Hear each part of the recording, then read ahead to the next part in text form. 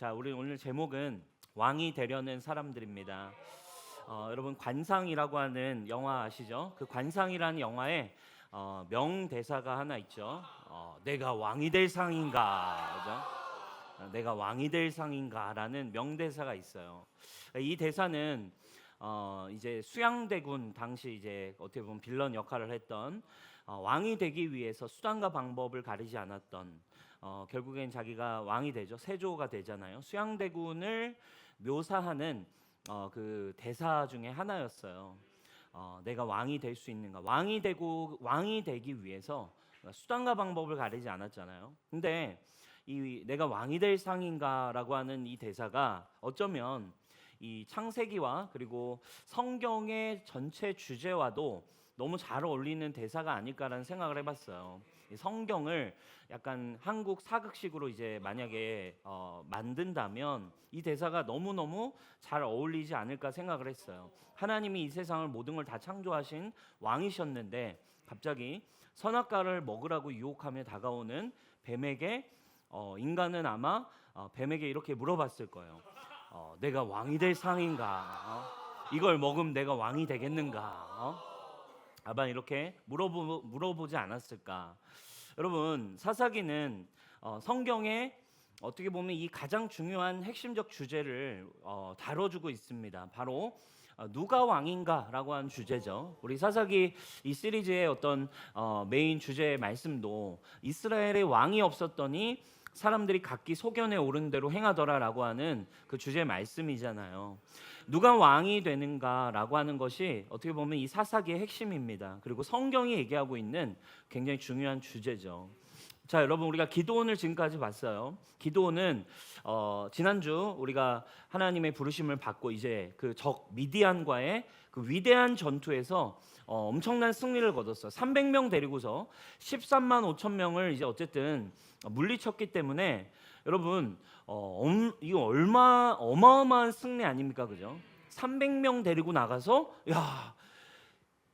13만 5천 명을 물리쳤다는 이건요, 여러분 뭐 그들의 역사에 기록될 만큼 어마어마한 영웅이 되는 것이고 어마어마한 이제 정말 명성과 이 영광을 받을 그런 일입니다. 근데 이상하게 여러분 성경은 이 기드온을 이런 영웅이나 이런 멋진 사람으로만 묘사하고 있지 않아요. 왜냐하면 성경이 그만큼 정말로 이게 그냥 사람들 이스라엘 역사책 신화를 다루는 이런 내용이었다면 아마 그 정도 승리한 사람이면 아마 엄청 이제 진짜 띄우면서 진짜 대단한 사람 막 이러면서 했을 건데 이상하게 성경은 기드온의 이 마지막 장면을 굉장히 적나라하게 사실은 기드온의 연약함을 들추고 있어요. 기드온이 마지막 끄트머리에 가서 말년에 하나님 앞에서 죄를 범하고 서서히 몰락해가는 모습을 적나라하게 보여줍니다. 영웅의 모습을 보여주지 않아요. 여러분, 우리가 계속해서 봐왔듯이 왜 그럴 수밖에 없었습니까? 그의 모습이 어딘가 우리는 기드온을 지금까지 보면서 좀 불완전해 보이는 느낌이 있었어요. 뭔가 좀 위태위태하다라는 지점들, 뭔가 100% 하나님 앞에 나아가는 게 아니라 뭔가 2% 부족한 어떤 하나님 앞에서의 태도가 늘 있었어요. 자, 처음 시작부터 온전히 하나님을 신뢰하지를 못합니다. 그리고 계속해서 하나님 훈련해 가실 때도 뭔가 2% 부족한 하나님을 향한 어떤 태도와 순종을 가지고 나아가죠. 우상을 부셔라 해도 밤에 부시고 또 이제 넌 큰 용사다 해도 자꾸 보여주세요, 확인해 주세요 하는 이런 좀 연약한 모습을 가지고 계속 지나갑니다. 근데 여러분, 우리가 결국 기드온의 오늘 끄트머리를 봤는데 완전히 좀 몰락하는 모습을 본단 말이에요. 근데 우리가 지난주에 기드온이 전쟁 중에 뭔가 무심코 외친 듯한 멘트 속에서 어쩌면 기드온의 결말을 좀 예측할 수 있었어요. 사사기 7장 18절에 기드온이 전쟁 중에 사람들에게 외쳤던 멘트였어요. 18절 말씀 우리 같이 한번 읽어보겠습니다. 시작. 나와 나를 따르는 자가 다 나팔을 불거든 너희도 모든 진영 주위에서 나팔을 불며 이르기를 여호와를 위하라 기드온을 위하라 하라 하니라. 아멘. 자, 여호와를 위하라, 기드온을 위하라. 이게 지금 하나님을 위해서만 싸우고 기드온은 지금까지 자기 기준, 자기 생각, 힘 다 빼고 하나님 훈련하게 하셨는데 갑자기 생뚱맞게 거기에 기드온을 위하라라는 말이 이제 약간 첨가된단 말이에요. 여러분, 이 표현이 왜 갑자기 이 표현을 하는가 그냥 넘어갈 수 있지만 우리가 지난주에 잠시 다뤘었어요. 당시에 가나안 사람들, 이 바알을 섬기던 이방 족속들이 전쟁을 할 때 쓰던 표현 중 하나라고 우리가 지난주 나눴었죠.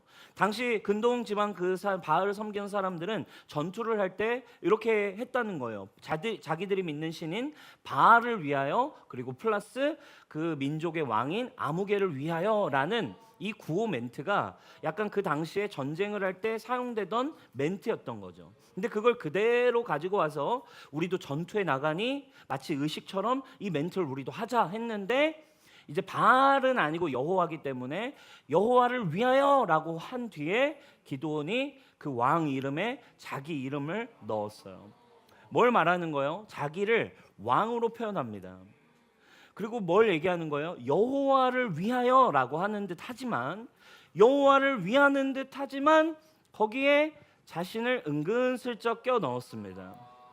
여러분, 이게 바로 여호와를 위하여, 기드온을 위하여라고 하는 이 멘트가 기드온의 중심과 태도를 잘 보여주는 어떤 중요한 메시지예요. 오늘 자, 전쟁을 마쳤습니다. 전쟁을 마치고 그가 백성들에게 보이는 태도도 오늘 요 맥락과 굉장히 동일합니다.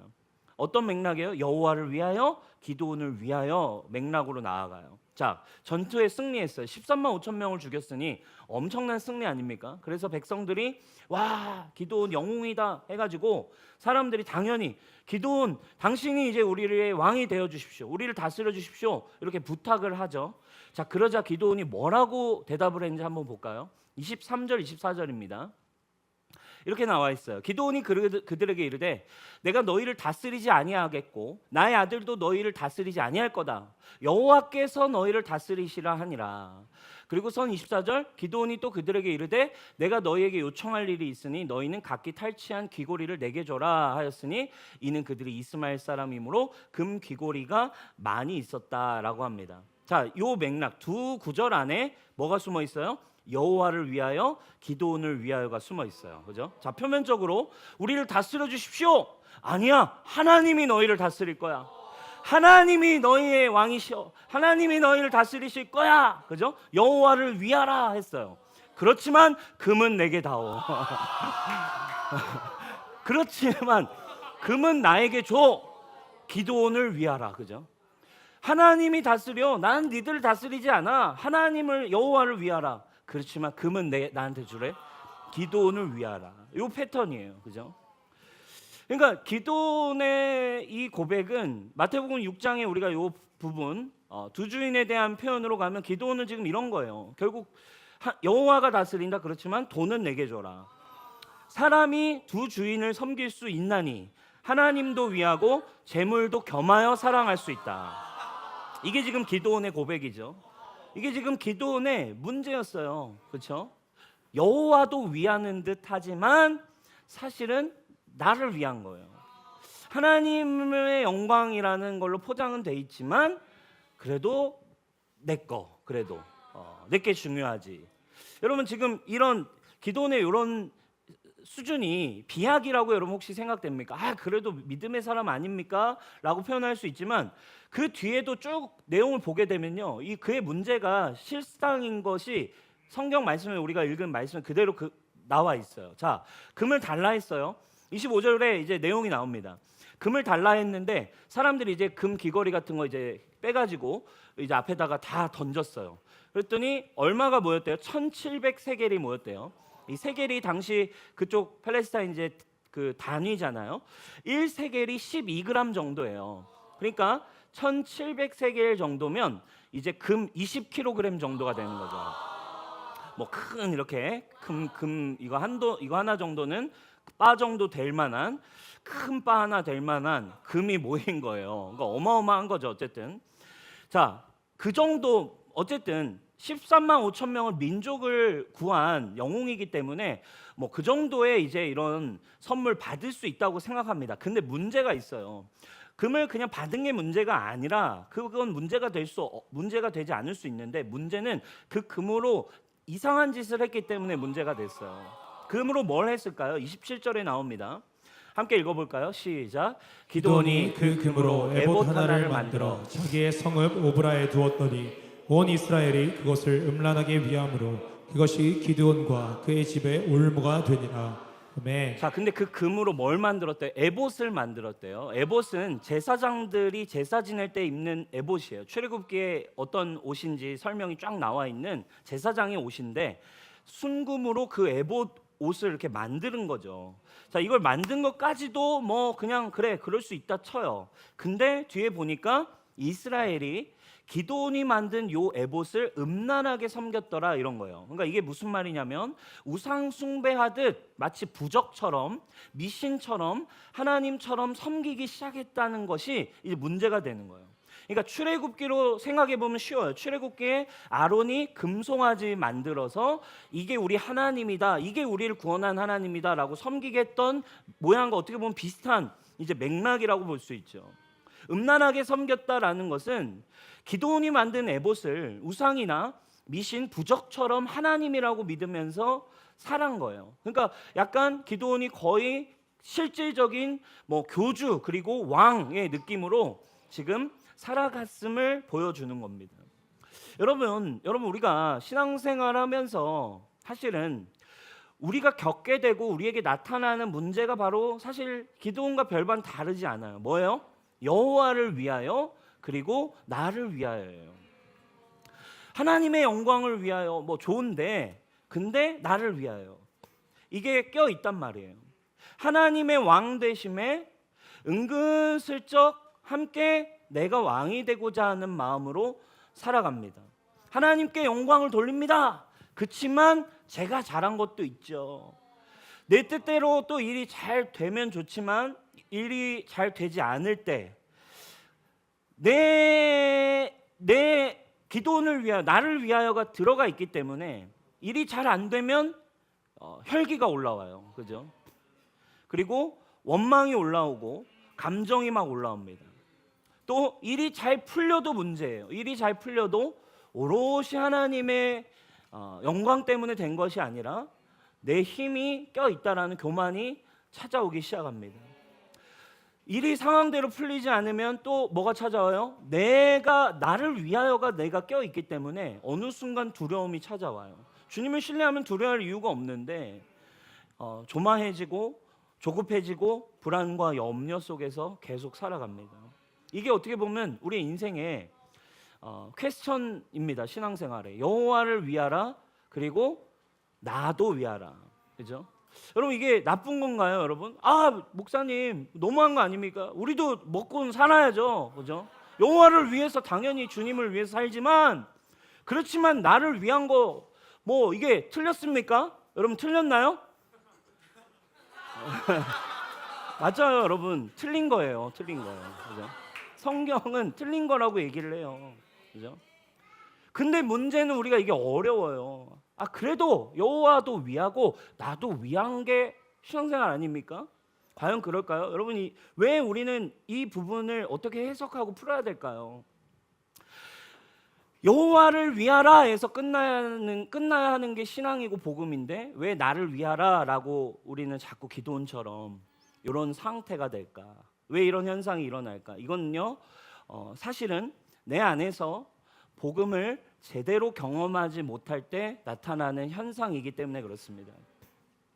이건 여러분, 복음 안에서 우리가 복음이 말하는 진리가 우리에게 이야기하고 있는 실제적인 내용과 진리를 제대로 경험하지 못했을 때 우리가 이야기하게 되고 나타나게 되는 현상입니다. 이건 우리가 주님 안에서 거듭나게 됐을 때 공존하게 되는 이제 두 본성을 함께 의지하며 살아가기 때문에 일어나는 현상입니다. 그렇죠?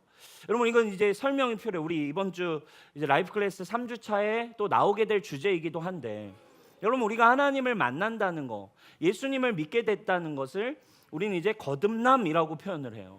그죠? 예수님을 믿는다라는 말은 거듭나야만 천국에 가고 거듭나야만 하나님을 볼 수 있다라는 표현이에요. 그럼 다 거듭났다는 건 뭐예요? 내가 다시 태어났다라는 표현이에요. 자, 응애하고 육신으로 태어났지만 우리가 육으로 난 건 육이고 영으로 난 건 영이래. 영으로 한 번 더 태어나야 된대요. 자, 근데 우리가 다시 태어났을 때 어떤 일이 일어난 거예요? 죄인의 본성이 있고 하나님 안에서 다시 태어난 새로운 존재의 본성이 있는 거죠. 근데 자, 복음이 얘기하고 있는 한 가지는 뭐예요? 예수님을 믿어서 우리가 다시 태어났다라는 건 뭘 전제로 할 때 가능한 거예요? 원래 있던 것이 죽었기 때문에 다시 태어났다라고 복음은 우리에게 정의하고 있어요. 성경이 정의하고 있는 복음은 이미 예수님 믿은 건 죄로 말미암아 태어난 죄인인 나는 이미 그리스도와 함께 죽었고 죄에 대하여 반응하는 나, 욕심을 내는 나, 정욕을 취하는 나, 탐심을 가지고 있는 나는 예수님과 함께 죽었다라고 말하는데 우리는 여전히 거듭난 상태에서 육신을 가지고 있다 보니까, 그렇죠? 이 육체는 그대로잖아요. 천국으로 바로 올라가면 좋은데 육체를 가지고 이 땅에 살아가야 되는 과정에 예수님은 믿었어. 영으로는 다시 태어났어. 근데 육신 때문에 여전히 옛 자아, 옛 본성도 그대로 있는 거야. 근데 복음을 믿는 건 이제 뭐예요? 나 예수님 믿어 라는 말은, 나 이제 다시 태어난 거야 라는 말은, 나 예수님 믿어 라는 말은 뭘 전제로 믿는 거예요? 이 옛 자아, 죄로 말미암은 나는 어떻게 됐다? 이미 죽었다라는 걸 전제로 이야기하는 거죠. 로마서 6장 3절에 이야기해요. 성경은 예수님이 십자가에 죽으실 때 우리도 예수님과 함께 죽었다라고 말합니다. 그리고 이걸 믿을 때 주는 게 세례예요. 자, 한번 읽어볼까요? 시작. 세례를 받아 그리스도 예수와 하나가 된 우리는 모두 세례를 받을 때에 그와 함께 죽었다는 것을 여러분은 알지 못합니까? 그죠? 아멘. 성경이 분명히 얘기하고 있어요. 그죠? 아, 너도 좋고 나도, 하나님도 좋고 나도 좋으면 좋은 거죠. 이건 복음을 아예 모르고 있는 사람이에요. 복음 자체를, 십자가를 아예 사실은 그냥 어린 시절 그냥 대충 그냥 한번 믿은 거죠. 복음은 뭘 얘기해요? 너 예수님 믿었어? 너 진짜 예수님을 믿는 믿음이 생겼어? 그리고 세례도 받았어? 심지어 세례 받았다는 건 뭘 고백한 거예요? 그와 함께 죽었다. 세례 받았다면, 네가 예수님 믿는다면 그 믿음 안에는 뭐가 포함되어 있냐면 너는 이미 장례식을 치른 사람이란 뜻이야.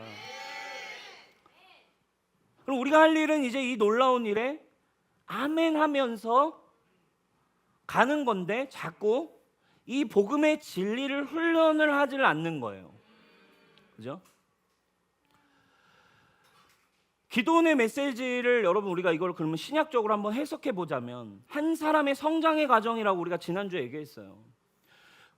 기도원에게 하나님이 어떻게 보면 계속해서 기회를 주시는데 믿음으로 살아가도록 기회를 주세요. 하나님은 우리에게도 그렇게 인도해 가신다고요. 근데 기도원이 이 시간들을 제대로 하나님 앞에 믿음으로 반응하는 시간으로 쓰지 않았던 거죠.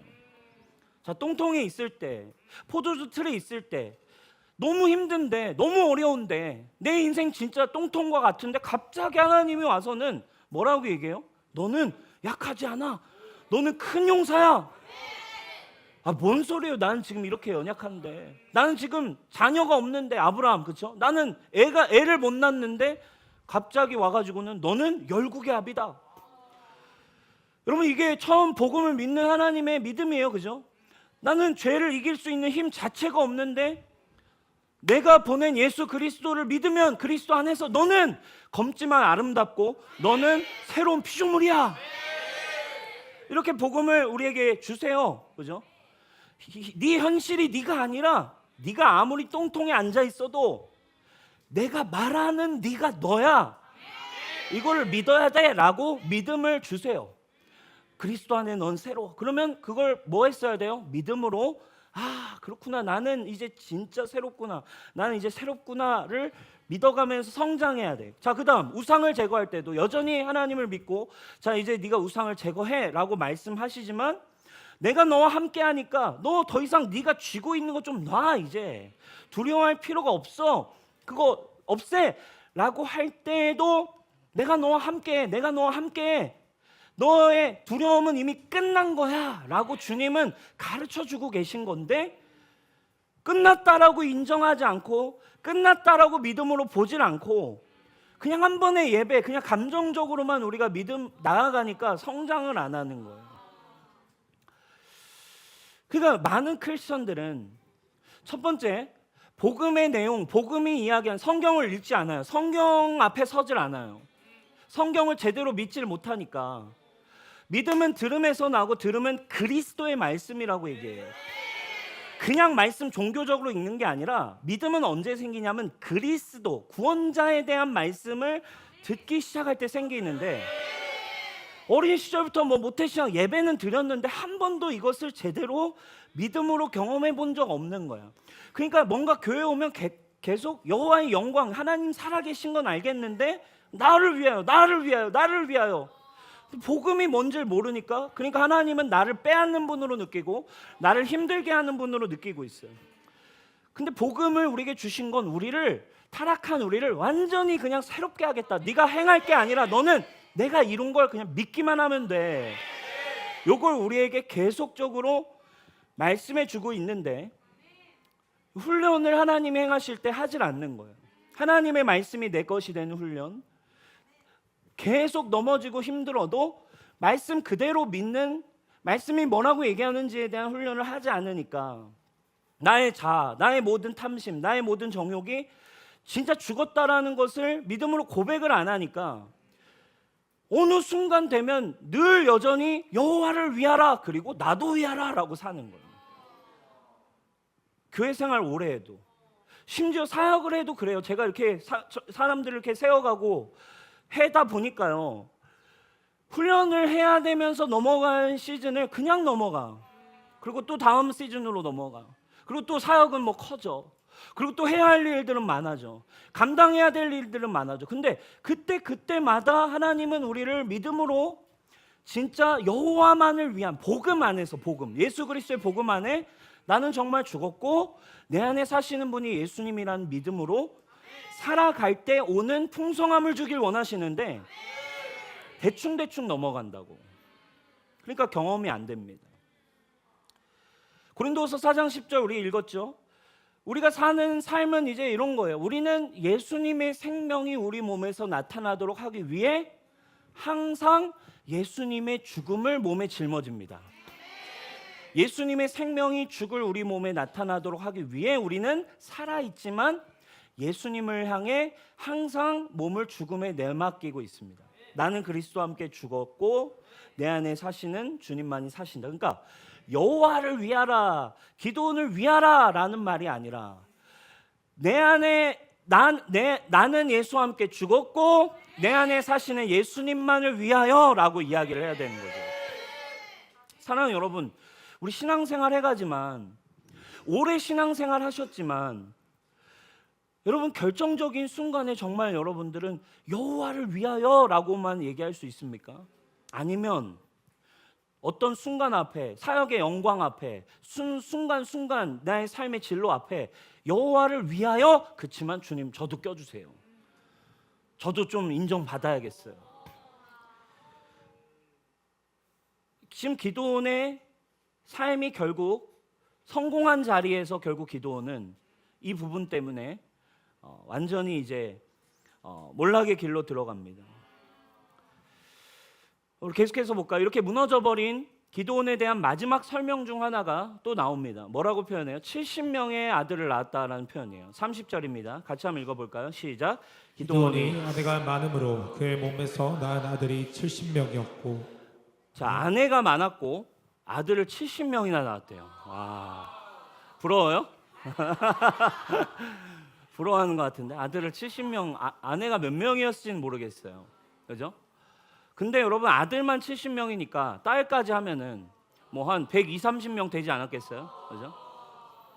그러니까 아내도 많고 지금 아들이 100명이 넘는다는 건 그가 뭘 얘기해줘요? 일단 재물과 권력이 정점에 있었고 육신과 욕심으로 충만했던 실질적으로 왕으로 살아가고 있었던 기드온의 모습을 보여줍니다.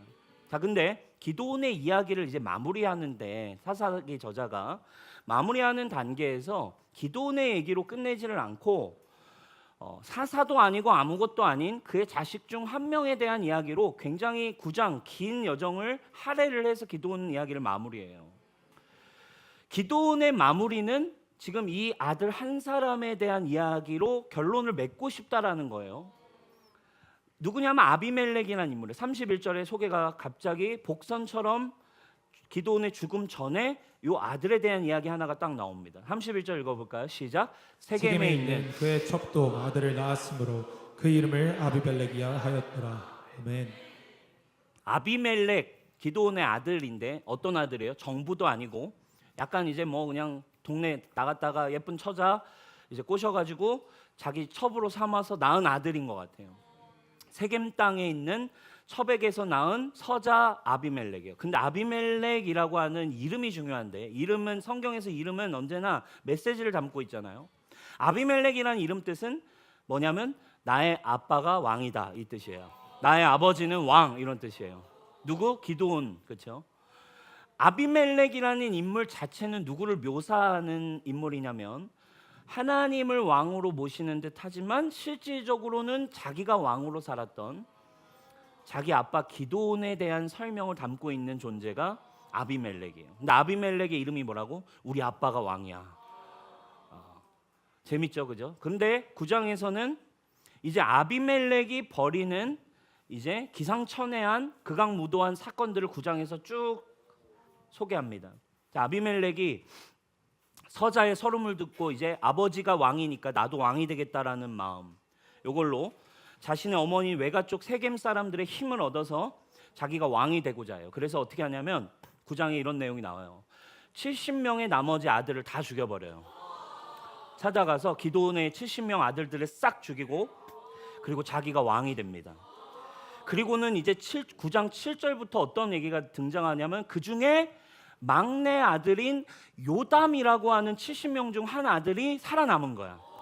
근데 그 요담의 이름은 또 재밌어요. 뭐예요? 요담의 이름의 뜻은 야훼, 여호와만이 완전하시다. 맞아? 아비멜렉의 이름 뭐예요? 우리 아빠가 왕이다.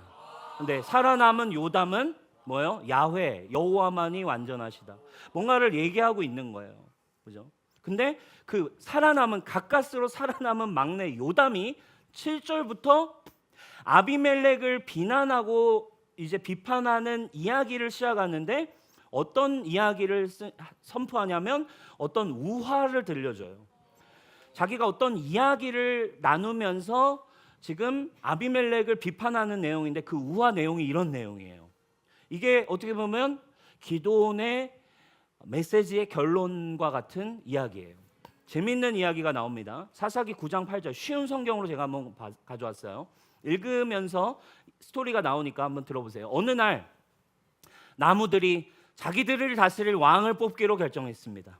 그래서 모든 나무들이 먼저는 올리브 나무에게 찾아가서 올리브 나무님 우리 왕이 되어주시오 하고 말했어요.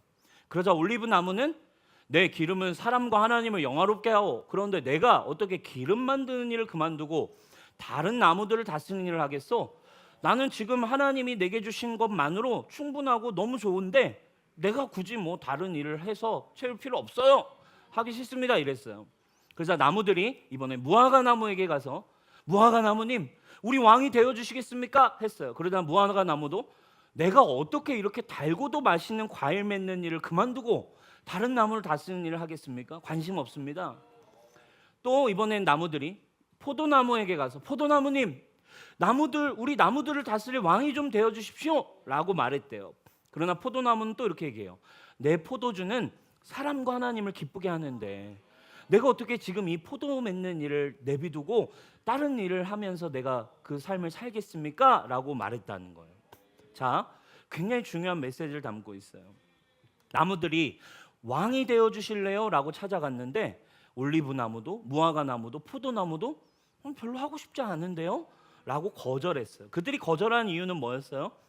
나의 영광이나 나의 가치가 나는 네가 얘기하는 남들보다 높아지는 왕이 되는 데서 나의 가치를 나는 만들고 싶지 않아.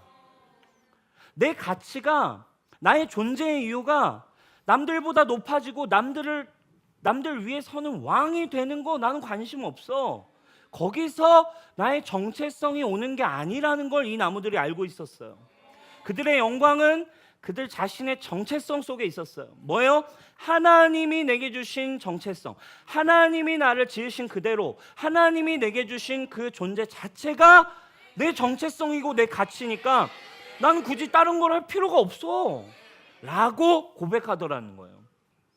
자, 새 나무가 왕이 돼달라 했는데 하나님으로 난 만족해, 하나님이 내게 주신 것만 해도 나는 지금 너무 충분한데, 거절하자 나무들이 그 뒤에 이야기가 이제 결론이 그 다음 얘기가 나와요. 나무들이 이제 누구를 찾아갔냐면 가시나무를 찾아간 거예요. 14절 15절입니다. 그래서 모든 나무들이 가시나무에게 가서 가시나무님 우리 왕이 되어 주십시오 했더니 뭐래요? 15절 가시나무는 나무들에게 이렇게 말했다. 내가 왕이 될 상인가? 이런 거예요. 너희가 정말 나를 왕으로 삼고 싶냐? 그렇다면 너희 모두 다 내 그늘에 와서 쉬어라. 내 그늘에 와서 피하라. 근데 여기 웃기죠. 가시나무는 나뭇잎도 없고 가시만 앙상한데 자기 그늘로 와서 쉬래요. 얼마나 허세가 심합니까? 그죠? 그런데 니들 나 왕으로 세워놓고 내 밑에 있지 않으면, 그렇게 안 하면 가시나무에서 불이 나와 레바논의 백향목을 불살라 버릴 것이다. 자, 가시나무는 누구를 상징합니까? 나뭇잎도 열매도 없는데 자기 그늘로 오래요. 허울만 가득합니다. 뭘로 자신의 정체성을 만들려고 해요? 왕이 되는 것으로 자신의 가치와 자신의 정체성을 증명해야 되는 거예요. 여러분, 이것이 오늘 기드온의 메시지를 마무리하는 사사기 저자의 의도예요. 기드온 그리고 아비멜렉 그리고 이 땅에 왕을 배반하고 타락한 인간의 모습을 그대로 보여주고 있어요. 이 우화는, 요담이 얘기하는 이 우화, 이 이야기는 어쩌면 기드온 인생의 결론이면서 하나님이 오늘 저와 여러분들에게 주시는 결론의 메시지예요. 결론이 뭐예요? 자신의 진정한 정체성을 이해한 사람은 결코 왕이 되려 하지 않는다는 거예요. 이게 성경이 우리에게 주고 있는, 예수님을 우리에게 보내신 가장 중요한 목적이라 이거예요. 가시나무처럼 아무것도, 내가 왕이 되어야만 내가 내 존재를 증명할 수 있을 것 같아. 내가 높아져야만 내 존재가 증명될 것 같아. 내가 저 사람보다 잘 돼야만 내 존재가 증명될 것 같아. 저 사람이 갖고 있는 거, 저 사람이 사고 있는 거, 저 사람이 입고 있는 거, 모든 걸 내가 가져야 나도 내 정체성이 증명될 것 같아. 여러분, 이게 세상의 흐름 아닙니까? 여러분, 근데 오늘 성경은 우리에게 묻고 있는 거예요. 하나님의 자녀된 여러분들이요, 당신들은 뭐라고 고백하고 있습니까? 여호와를 위하여 라고만 고백할 수 있습니까? 내 안에 예수님만이 사셨습니다 라고 고백합니까? 아니면 교회 다니는데도 여전히 여호와를 위하여 그리고 나를 위하여, 그래도 주님 이것도 나 주님 있어야 살 것 같아요 라고 이야기하냐 이거예요. 여호와를 위하여 그리고 내 자존심을 위하여, 여호와를 위하여 그래도 내 감정을 위하여, 여호와를 위하여 그리고 내 재정을 위하여. 결국 이 우화대로 아비멜렉, 기드온의 아들 아비멜렉도 스스로 왕이 되어가지고 여기저기 들이받고 싸우다가 결국 자신을 왕으로 세우는데 도와준 세겜과도 또 관계가 틀어져서 세겜과 또 싸우다가 결국 적진에서 한 여인의 손에 죽게 돼요. 한 여인이 돌로 이렇게 이제 찍어가지고 죽이거든요. 근데 그 순간에도, 여인에게 돌 맞아 죽는 순간에도 아비멜렉은 자신의 건강하지 않은 정체성을 보여줘요. 54절에 죽을 때도 뭐라고 고백하는 줄 아세요? 아비멜렉은 자기의 무기를 들고 다니는 부하를 급히 불러서 말했습니다. 네 칼을 꺼내 날 죽여라. 사람들이 아비멜렉은 여자에게 죽임을 당했다라고 말하게 못하게 해. 지가 죽는데 뭐가 중요해? 지금 죽게 됐는데. 근데 죽는 것도 방법이 중요한 거야. 왜? 죽는 방법도 사람들이 뭐라 할 거거든. 아비멜렉 여자한테 죽었대. 자기가 죽으면 그거 자기가 듣냐고. 근데 사람들이 이래요, 여러분. 사람은 죽어서 이름 석자를 남긴다. 내 묘비에 이런 명성을 써놔라. 그게 다 뭐가 중요합니까? 근데 그게 인생의 유일한 가치고 방법이야. 내가 여자한테 죽는 거 견딜 수 없어. 나는 여자한테 죽었다라고 말 못하게 네가 날 죽여줘. 그리고 그 부하가 진짜 칼로 찔러요. 그리고 아비멜렉이 죽었다. 여러분, 이게 굉장히 지금 인간의 그 연약한. 근데 여러분, 이게요, 성경을 이렇게 읽고 묵상을 깊이 하다 보면요, 야, 어떻게 이렇게까지 할 수 있는가 하지만 막 묵상을 하다 보면요, 이거를요 푸념할 수 없어요. 왜냐하면 이게 바로 내 패부이거든요. 이게 바로 사실 내 모습과 너무 똑같거든요. 사람들이 나를 어떻게 볼까? 지금 내 명성, 지금 내 타이밍, 지금 내가 해야 될 거, 사람들이 볼 때 이거 난 반드시 있어야 되는데, 사람들이 생각할 때 나를 이렇게 생각해야 되는데, 근데 문제는 이게 우리가요, 하나님의 일을 하다가도, 기도원처럼 하나님의 일을 하는데도 이렇게 되더라니까요. 여러분, 말씀 한번 마무리해 볼까요? 사사기의 주제는 왕이 없던 시대에 결국 내가 왕이 될 상인가, 내가 왕이 되고 싶다, 내가 왕이야 라고 하는 빌런에라, 그리고 하나님을 떠난 인간의 모습을 그대로 보여주는 책이에요. 그리고 오늘 기드온이라고 하는 한 사사를 마무리하면서, 그리고 아비멜렉으로 기드온 얘기를 끝내면서 성경은 우리에게 분명하게 뭔가를 얘기해주고 있어요. 사랑하는 아들아, 사랑하는 딸아, 너 지금 이 예배당에 나와 있고, 혹시 너 지금 모태신앙이고, 혹시 너 지금 진짜 예배를 다니고 있지만, 사랑하는 아들아, 딸아, 너 그리고 심지어 지금 교회에서 사역도 하고 있지만, 내 인생을 한번 보아라. 내 인생의 내면에 질문을 던져봐라. 네 정체성은 무엇이냐? 네 인생의 목적은 진짜 무엇이냐? 네가 붙들고 있는 그 가치 하나만으로 네 인생이 더 이상 부족함이 없니? 너의 인생은 정말 인생을 결정할 충분한 가치가 되고 있니? 아니면 아직도 여전히 결핍 가운데 살아가고 있니? 기도를 통해 성령님이 분명히 우리에게 던지는 진리의 메시지가 있어요. 근데 이 정체성 어떻게 된다는 거예요? 정체성이 해결되지 않은 사람은 언제나 왕이 되려고 한다는 거예요. 그죠? 올리브나무나 무화과나무나 포도나무는 왕이 될 필요가 없어. 나는 내가 왕이 되고 싶지 않아. 하나님이 내게 주신 이것 존재 자체가, 나는 하나님 안에서 나는 의미가 있거든. 나는 존귀하다고 하나님 보고 계시거든. 근데 이게 깨어지면요, 자꾸 우리는 교회 안에 있으면서도 불안해요. 그리고는 어떻게 해야 돼요? 여호와를 위하여, 그리고 나를 위하여. 근데 이 정체성의 문제를, 자, 신약을 살고 있는, 복음을 믿는 우리에게 분명히 주신 한 가지의 은혜는 뭐예요? 우리에게는 이 정체성, 우리의 존재 자체의 문제, 누가 왕인가의 문제를 해결하시기 위해 기드온처럼 이런 몰락의 삶을 살지 않도록 우리에게는 예수 그리스도를 보내셨다는 거예요. 진리를 우리에게 선물로 주셨어요. 예수님이 십자가에 달려 죽으심으로 우리가 가지고 있던 모든 결핍과 죄의 사슬, 모든 거래 십자가에서 다 가져가셨고, 그리고 또 어떻게 됐다는 거예요? 그걸 믿음으로 거듭날 때 어떤 일이 일어났다고요? 그걸 믿음으로 내가 세례 받을 때 당신도 이제 당신 그 죄의 본성에서 완전히 끝나고 죽었습니다. 그리고 당신은 이제 예수님 안에 살아가고 있는 존재입니다. 요걸 날마다 고백해 가는 과정이 사실은 여러분 우리의 하나님이 인도하시는 신앙의 여정이에요. 근데 우리는 신앙의 여정도 자꾸 왕이 되려고 신앙생활을 한다니까요. 여러분, 이거 진짜 그렇다니까요. 사역을 해도요, 그 문제 앞에 자기가 자꾸 해요. 사역을 시작해도요, 자꾸 이제 뭐가 보여요? 주변이 보여요. 인간적인 기준이 보여요. 주님을 위해 시작했는데, 여러분 놀라운 건요, 개척교회를 해도 그래요. 목사들이요, 개척교회 뭐 보고 합니까? 여호와를 위하라 해서 하는 거 아닙니까? 싸우기 위해, 세상과 싸워서 하나님 나라 만들기 위해 목사님들이 개척한다고요. 여호와를 위하라 하고 개척해. 근데 하다 보면 뭐가 보여? 다른 개척교회들도 보여. 부흥하는 교회도 보여. 더 잘 되는 교회도 보여. 그러다 보니 나를 위하여가 나오기 시작해요.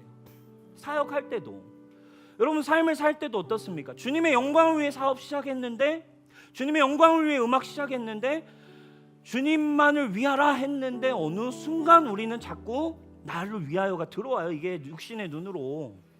그때 여러분 어떻게 넘어가려고 합니까? 요 순간순간마다, 그때마다 그래서 하나님은 기도원처럼 우리에게 진리를 가르쳐 주셔서 내가 말하는 게 너야 라는 믿음을 갖게 하시는 훈련을 여러분 그냥 지나가지 않기를 바라요.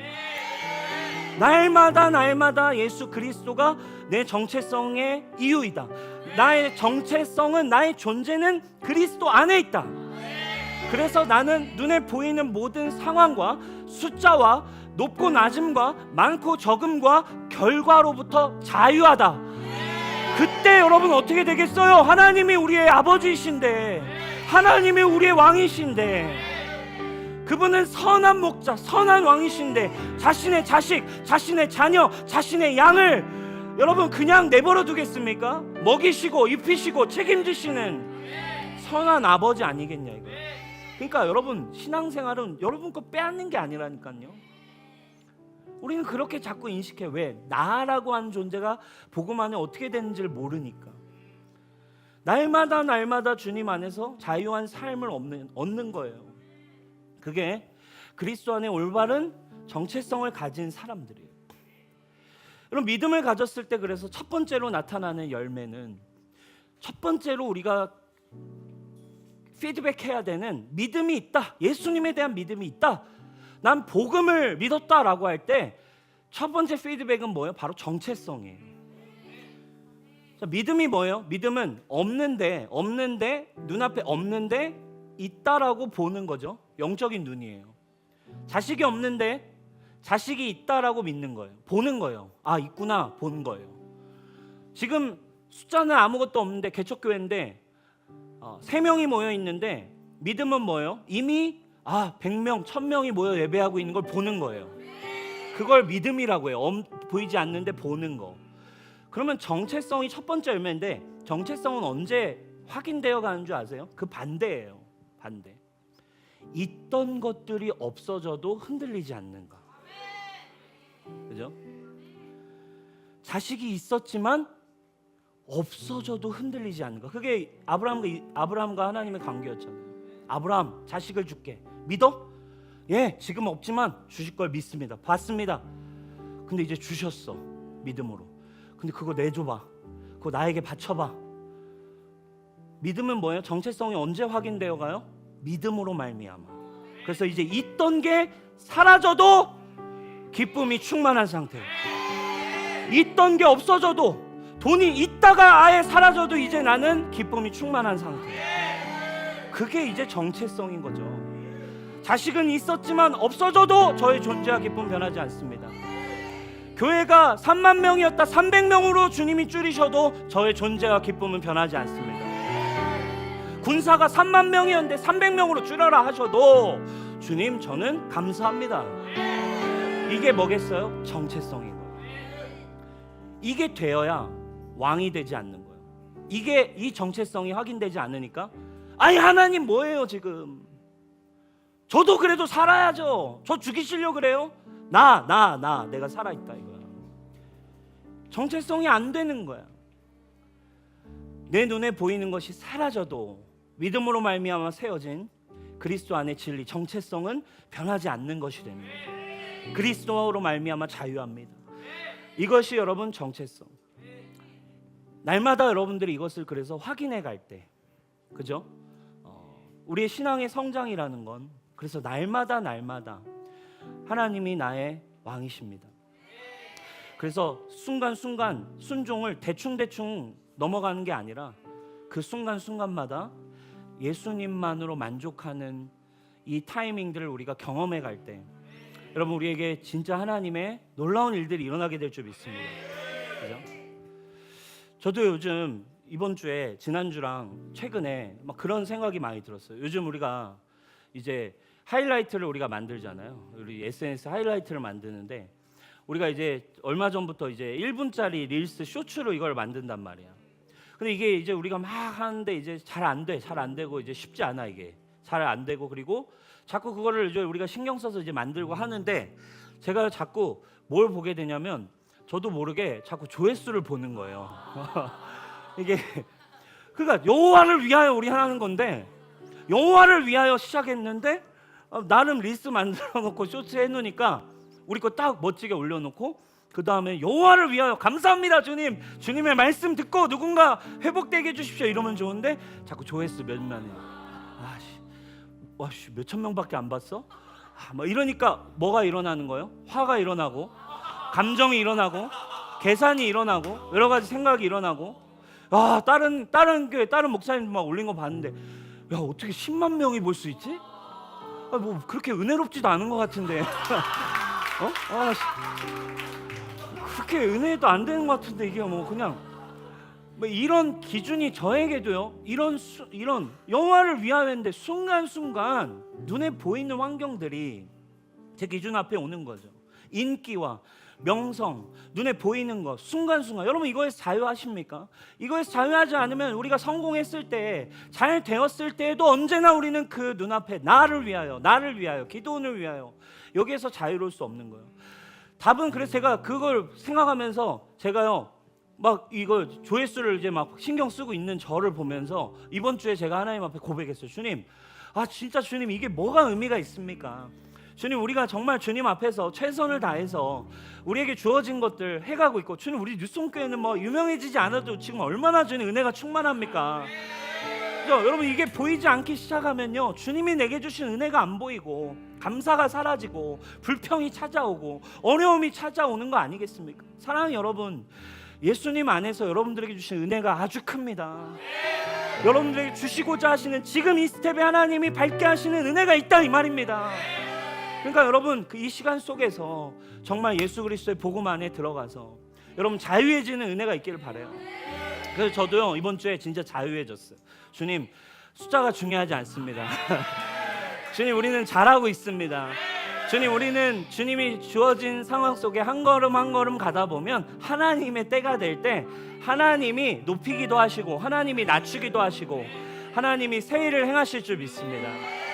저도 그래요. 저도 이렇게 연약해요. 이렇게 한 걸음 한 걸음 순간순간마다 하나님, 여러분 예수 그리스도 여호와를 위하여라는 고백이, 예수님만이 우리의 왕이 되실 수 있는 고백이, 여러분 살아있는 믿음이 우리 뉴송교회의 믿음이 될 수 있기를 예수님의 이름으로 축복합니다. 우리 하나님께 영광의 박수 올려드립시다.